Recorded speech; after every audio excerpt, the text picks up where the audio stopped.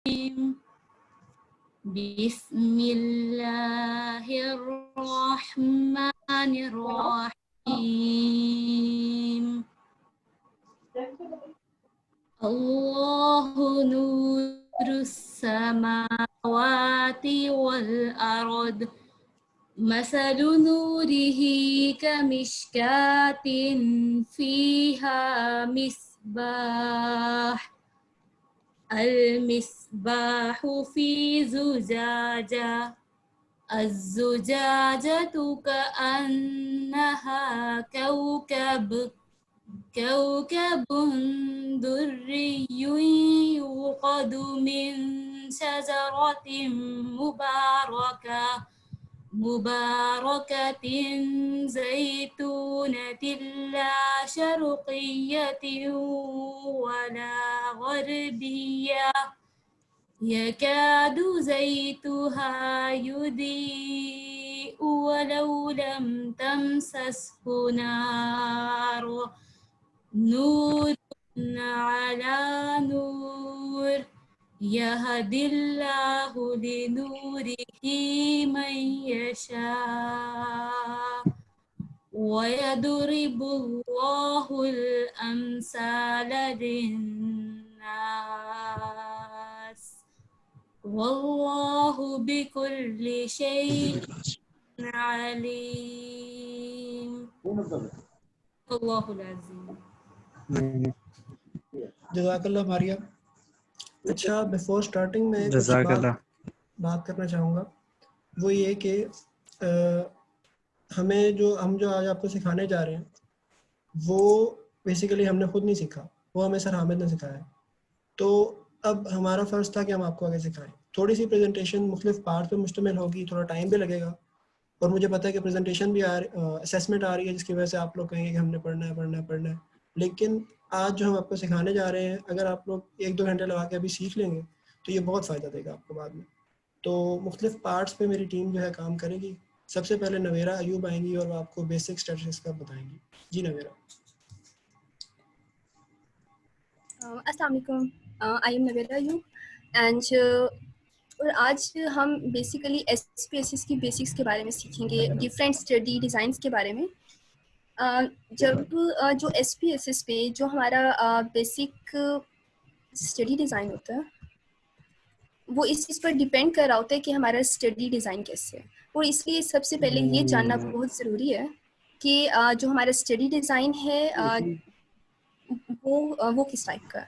सो आज हम different domains को हम कवर करेंगे। इंपॉर्टेंट टर्म जैसे स्टडी डिज़ाइन क्या है, हाइपोथेसिस किस तरह से, नल हाइपोथेसिस, अल्टरनेटिव हाइपोथेसिस, इस पे बात करेंगे। डेटा डिस्ट्रीब्यूशन पे बात करेंगे, मीन पे, मीडियन क्या चीज़ है, IQR क्या है, स्टैंडर्ड डेविएशन क्या है, पी वैल्यू क्या होती है, कंपेरिजन, कोरिलेशन। आज हम इन सारी डोमेन्स को कवर करेंगे। सो सबसे पहला जो चीज़ हम देख रहे हैं वो है टाइप्स ऑफ स्टडी डिज़ाइन।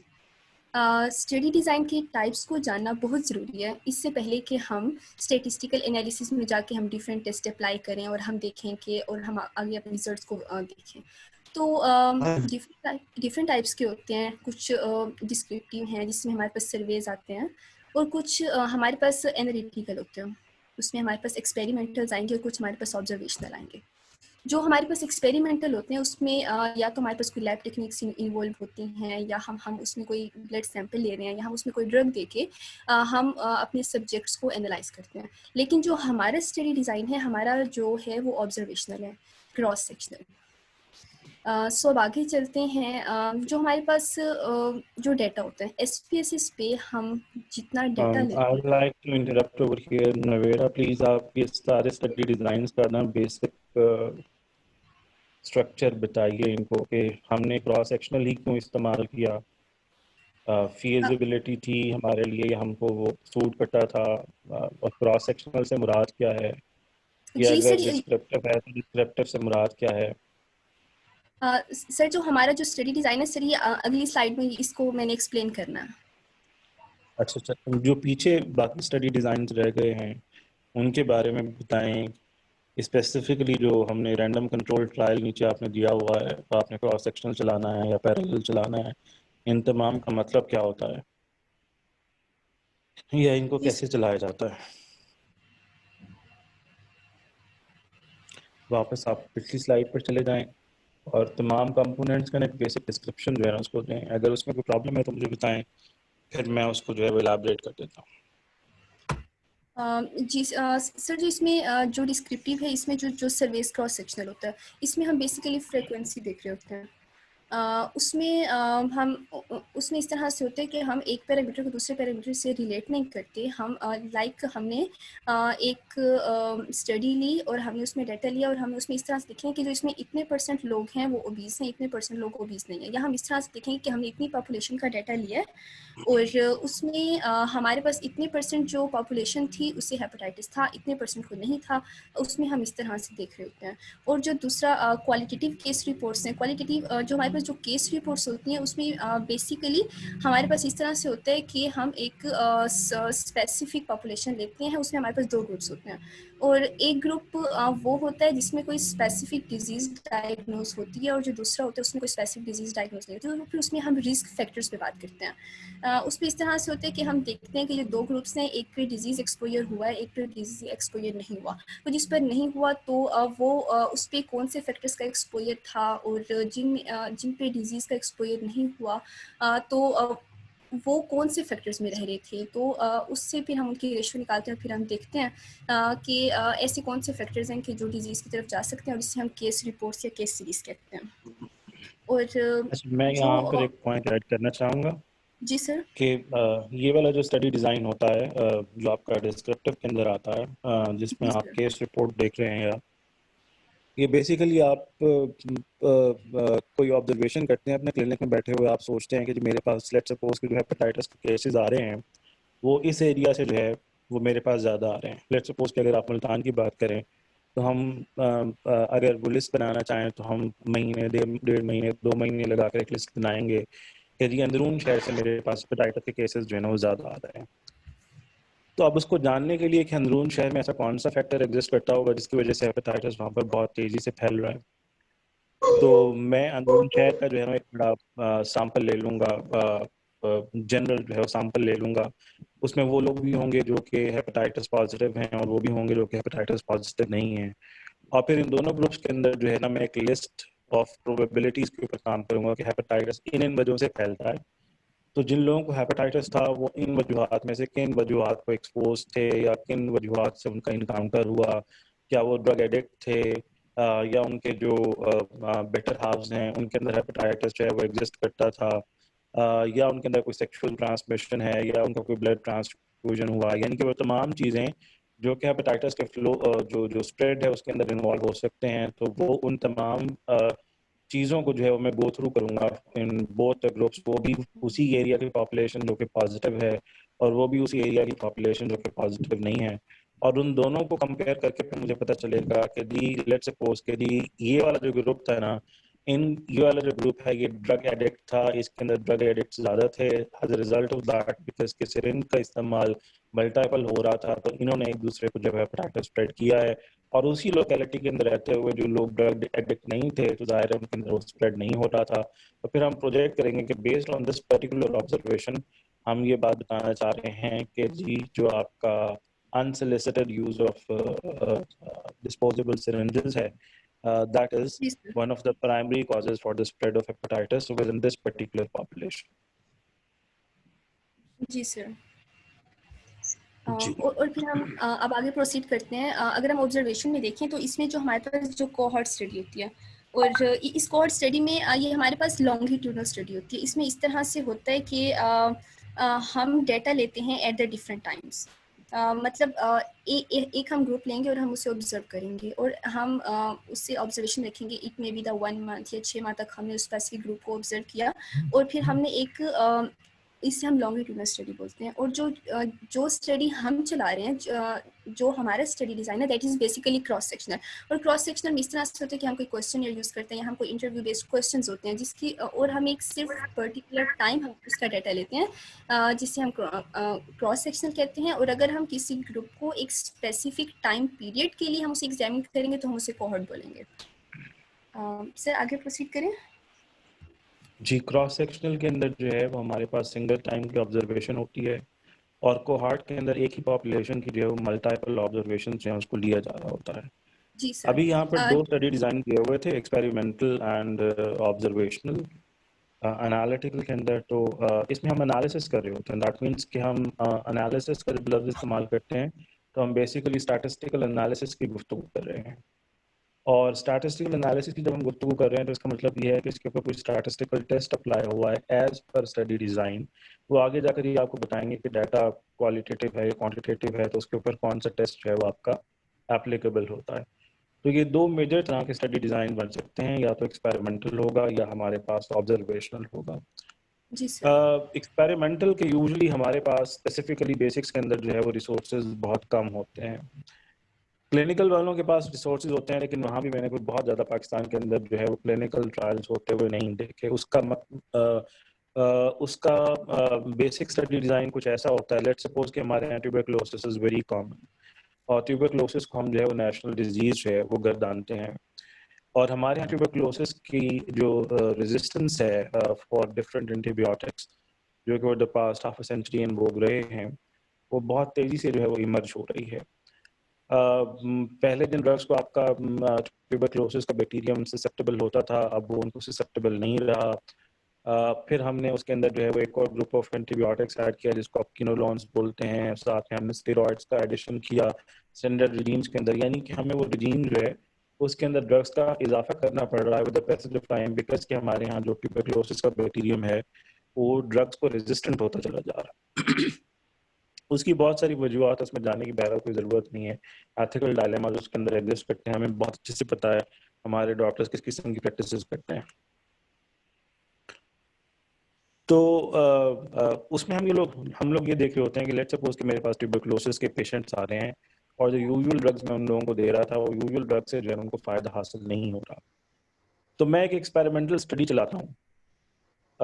एक ग्रुप जो है ना उसको मैं एज अ कंट्रोल ले लेता हूँ, और एक ग्रुप को जो है मैं एज अ स्टडी जो आपका वो है ग्रुप उसके तौर पर ले लेता हूँ। लेकिन ये ख्याल रखते हुए कि ये जितने भी कंफाउंडर्स हो सकते हैं कि एज का फैक्टर जो है वो अफेक्ट कर सकता है, जेंडर का फैक्टर अफेक्ट कर सकता है मेरे रिजल्ट्स को, वेट का फैक्टर अफेक्ट कर सकता है, सोशो इकोनॉमिक स्टेटस, यानी कि जिनको अच्छा खाना मिल रहा है उनके अंदर इम्यूनिटी बेहतर होगी, तो सोशो इकोनॉमिक स्टेटस जो है वो मेरा अफेक्ट कर सकता है, जेनेटिक वेरिएशन हो सकती हैं। तो मैं कोशिश करूंगा कि मेरे जो दोनों ग्रुप्स हैं उनके अंदर एक ही जैसे लोग हों, एक ही उम्र से ताल्लुक हो, एक ही जैसे वेट के लोग हों, एक ही जैसा जो है ना उनका सोशो इकोनॉमिक स्टेटस हो, ताकि हम रिजल्ट्स प्रोजेक्ट करते हुए कॉन्फिडेंटली कह सकें कि वो तमाम चीज़ें जो मेरे रिजल्ट्स को ख़राब कर सकती थी उनको हमने सैम्पल साइज जो है वो कैलकुलेट करते हुए या सिलेक्ट करते हुए ओमिट किया है फ्रॉम आवर पर्टिकुलर स्टडी। तो हमने लेट्स सपोज ट्यूबरकुलोसिस के अंदर देखना चाह रहे हैं, तो मैंने 2 ग्रुप्स ले लिए। 2 ग्रुप्स में से मैंने एक को जो है जो ऑलरेडी एंटीबायोटिक्स चल रहे हैं वही जारी रखे, और दूसरे वाला जो ग्रुप मेरे पास मौजूद था उसके अंदर मैंने साथ में एक और ड्रग ऐड कर दिया, और उसी की मैंने ऑब्जर्वेशन लेनी शुरू कर दी रिकवरी की। अब ट्यूबरकुलोसिस पल्मोनरी डिसऑर्डर है, तो फिर हम पल्मोनरी फंक्शन टेस्ट ले रहे होते हैं, तो मैंने पर वीक के हिसाब से पल्मोनरी फंक्शन टेस्ट उनके लेने शुरू कर दिए, और 1 हफ्ते में 2 हफ्ते 3 हफ्ते 4 हफ्ते, और बिकॉज के 9 मंथ्स का ट्रीटमेंट होता है, टाइम तो पूरे 1 साल चलता है, तो मेरे पास जो है वो तकरीबन 36 से लेकर 48 वीक्स का जो है वो डाटा आ गया। अब जब मेरे पास ये बहुत तवील अरसे तक स्टडी चली है, तो ये बेसिकली मेरी कोहार्ट स्टडी हो गई है, यानी कि मैंने इसे एक सिंगल टाइम ऑब्जर्वेशन तक महदूद नहीं रखा, और बिकॉज कि मैंने एक्सपेरिमेंट किया है, यानी कि स्टैंडर्ड रिजीम से हटकर मैंने कोई चीज़ चलाई है ये देखने के लिए whether this is effective in my population या मेरी पॉपुलेशन में इफेक्टिव नहीं है। जैसे कि फॉर एग्जांपल हमारे यहाँ बहुत कॉमन रिवाज है कि जिसको भी जो है फ्लू चल रहा हो तो यहाँ पर हमारे डॉक्टर्स उसको एंटीबायोटिक चला देते हैं। मैं ये अगर समझता हूँ कि ये बहुत ही गलत किस्म की प्रैक्टिस है, तो जितने लोग मेरे पास जो है वो नज़ले के साथ या गला खराब होने के साथ आते हैं, तो मैं उनमें से अगर आधे ग्रुप्स को जो है वो आधे लोगों को जो है वो एंटीबायोटिक ना दूं और आधे लोगों को एंटीबायोटिक दूं, और फिर ये देखूं 1 हफ्ते के बाद कि इनमें से कितने लोग ठीक हो गए थे जो कि एंटीबायोटिक नहीं ले रहे थे और जो कि एंटीबायोटिक ले रहे थे, और दोनों बराबर की परसेंटेज मेरे पास आए कि वो भी 7 दिन में रिकवर कर गए बगैर किसी प्रॉब्लम के, और वो भी 7 दिन में रिकवर कर गए बगैर किसी प्रॉब्लम के। तो ये था एक्सपेरिमेंटल, लेकिन बिकॉज कि ये सिंगल टाइम ऑब्जर्वेशन के ऊपर जो है बेस कर रहा था, that is why it was cross sectional. लेकिन ट्यूबरकुलोसिस वाले सिनारियो के अंदर बिकॉज कि मैंने जो ऑब्जर्वेशन थी वो मल्टीपल टाइम नहीं, वो एक तवील डिसऑर्डर है, लंबी अरसे तक चलने वाली बीमारी है, तो मुझे उसे लंबे अरसे तक ऑब्जर्व करना है और मैं मल्टीपल रीडिंग्स ले रहा हूँ और फिर मल्टीपल रीडिंग्स लेते हुए मैं उस पेशेंट को दोनों ग्रुप्स को ऑब्जर्व करता चला जा रहा हूँ, तो वो मेरे पास बेसिकली आपका कोहॉर्ट स्टडी आ गया। तो ये एक्सपेरिमेंटल था।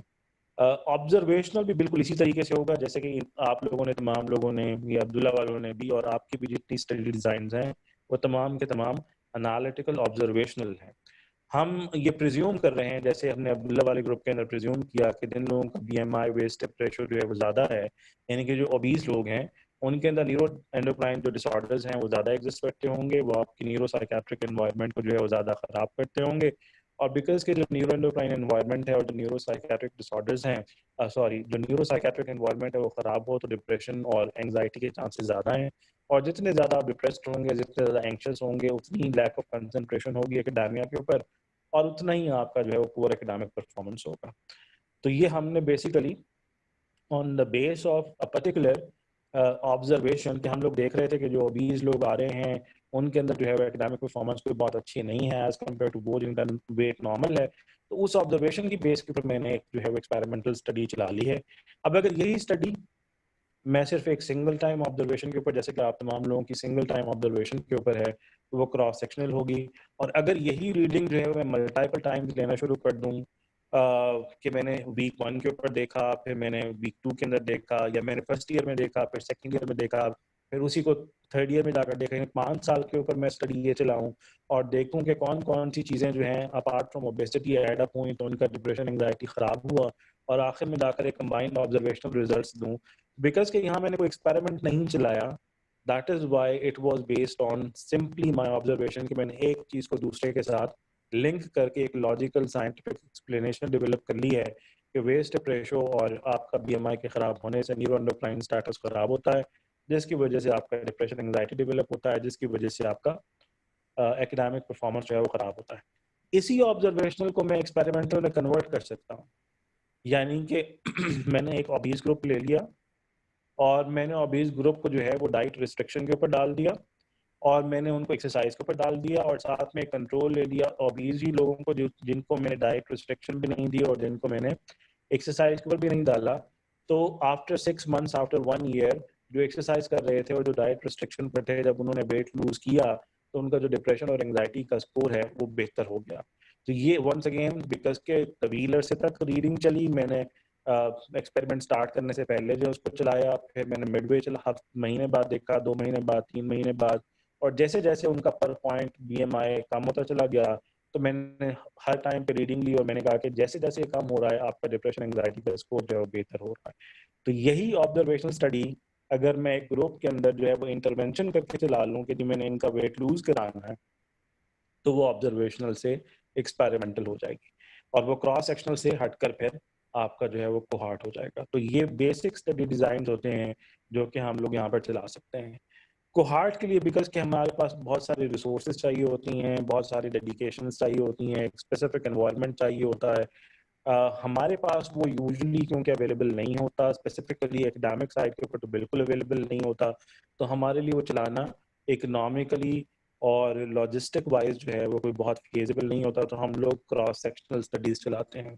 एक्सपेरिमेंटल चला सकते हैं, जैसे कि कुछ लोगों की अभी यहाँ पर एक्सपेरिमेंटल हैं जिन्होंने कोला ड्रिंक दिया है या जिन्होंने जो है वो एनर्जी ड्रिंक पर काम कर रहे हैं कि हम उनका ब्लड ग्लूकोज लेवल देख सकते हैं। तो ये बेसिकली एक्सपेरिमेंटल ऑब्जर्वेशनल है, सॉरी एक्सपेरिमेंटल आपका एनालिटिकल है, और जो आप लोग बाकी ऑब्जर्वेशन की बेस पर चला रहे हैं वो आपके एनालिटिकल ऑब्जर्वेशनल है। और एनालिटिकल हम इस वजह से चलाते हैं बिकॉज कि एनालिटिकल ही वो आपका स्टडी डिज़ाइन होता है जिसके ऊपर आप SPSS के जरिए कोई स्टैटिस्टिकल टेस्ट लगा सकते हैं।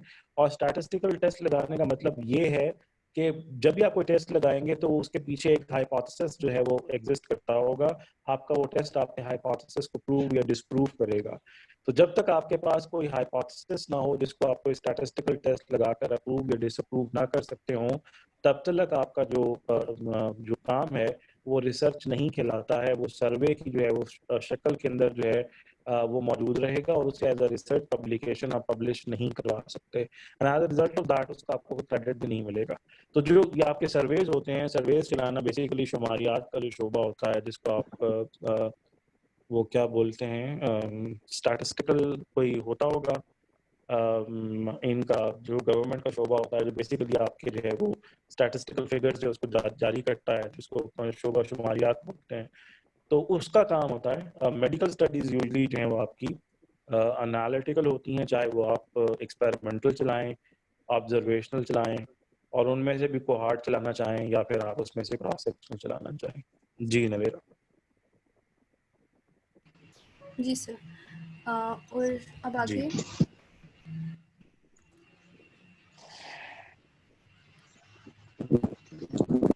जो हमारा बेसिकली जो हमारा स्टडी डिज़ाइन है that is cross sectional comparative correlational.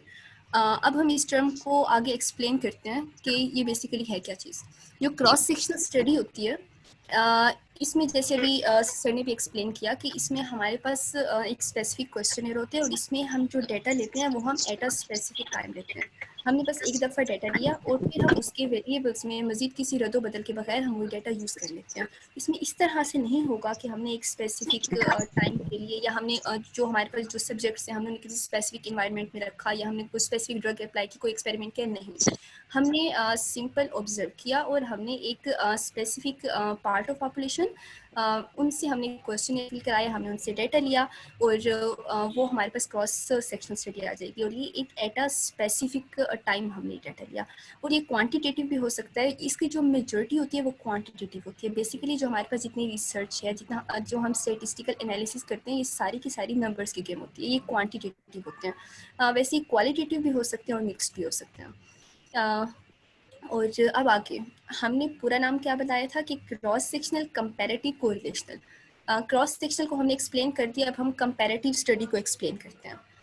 Comparative study ये बेसिकली इसमें हम दो ग्रुप्स का कंपैरिजन कर रहे होते हैं। लाइक हमारे पास 2 ग्रुप्स हैं, 3 ग्रुप्स हैं या 4 ग्रुप्स हैं, इट डज नॉट मैटर। लेकिन जो कंपैरेटिव स्टडी उसमें हमने ये देखना है कि ये जो 2 डिफरेंट ग्रुप्स हैं इनमें सिमिलरिटी क्या है या ये किस तरह से मुख्तलिफ हैं। लाइक हम एक कोई एक हाइपोथेसिस एज्यूम कर लेते हैं कि हमारे पास हाइपोथेसिस है कि जो ओबीज हैं उसमें ओबेसिटी और इंसुलिन रेजिस्टेंट का अगर हम देख रहे हैं तो हमारे पास 2 ग्रुप्स हैं। एक ग्रुप है जो ओबीज है, एक ग्रुप है वो जो नॉन ओबीज है। अब हम उन दोनों में देखेंगे कि इनमें इंसुलिन रेजिस्टेंस कितनी है, क्या उनमें सेम है या उनमें डिफरेंट है और किस तरह से डिफरेंट है। जब हम 2 डिफरेंट ग्रुप्स के वेरिएबल्स का आपस में कंपैरिजन करते हैं तो हम इससे कंपैरेटिव स्टडी बोलते हैं। और इसके अलावा जो कोरिलेटिव स्टडी है, कोरिलेटिव स्टडी हम with in the same group देख रहे होते हैं और ये with in the same group different variables को हम कोरिलेट करते हैं। इसमें इस तरह से होता है कि एक ही अगर हमारे पास ग्रुप है, जैसे हमने उसमें देखा कि जो हमारे पास एक सिंपल हम हाइपोथेसिस ले लेते हैं कि अगर हमारे पास बीएमआई बढ़ है तो हमारे पास जो इंसुलिन रेजिस्टेंस है वो भी बढ़ रही है। अगर हमारे पास ऐसे तो हम देखेंगे कि एक वेरिएबल अगर हमारे पास बीएमआई बढ़ है तो क्या उस लिहाज से उसी ग्रुप के अंदर क्या इंसुलिन रेजिस्टेंस पे फ़र्क पड़ा है, क्या उसी ग्रुप के अंदर उसके बीपी पे फ़र्क पड़ा है, क्या उसी ग्रुप के अंदर उसकी depression, anxiety, mental state, estrogen, serotonin, इन पे कोई फ़र्क पड़ा है। जो कोरिलेशन होता है वो हम with in the same group देखते हैं डिफरेंट वेरिएबल्स के दरमियान। जो कंपैरेटिव है वो हम 2 डिफरेंट ग्रुप्स के दरमियान देखेंगे और जो कोरिलेटिव है ये हम with in the same group देखेंगे डिफरेंट वेरिएबल्स के दरमियान। अब हम आगे देखते हैं, हम अब हाइपोथेसिस की तरफ आते हैं। हमने कोई चीज़ ऑब्जर्व की अपनी सराउंडिंग में, हमने अपनी सोसाइटी में कोई चीज़ देखी, हमने ह्यूमन बॉडी में कोई चीज़ ऑब्जर्व की और फिर हमने एक एजम्पशन बनाई। Sorry to interrupt. अच्छा, ये मीटिंग जो है इसका टाइम खत्म होने वाला है, तो मैं आप लोगों को दूसरी मीटिंग का लिंक भेज रहा हूँ, काइंडली उसको ज्वाइन करें। हम टाइप्स ऑफ हाइपोथेसिस से शुरू करेंगे। Thank you. और बेहतर ये है कि पहले 68 वाले ज्वाइन करें सारे, और ताकि उनको बेहतर पता लग सके। Thank you. ओके।